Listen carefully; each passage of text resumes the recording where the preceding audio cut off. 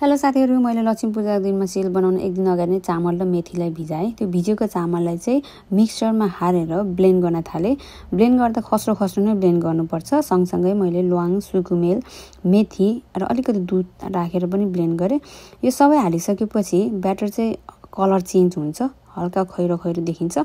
सँगसँगै मैले लोकल घिउ पनि एड गरेँ 2 चम्ची जति र चिनी पनि एड गरेँ।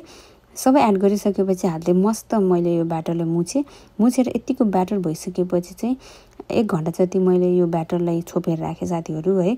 अनि उता तेल पनि तताउँदै थियो। तेल मज्जा तातेपछि चाहिँ रोटी हालेँ। पहिलो रोटी नै यसरी फुलेको छ साथीहरु।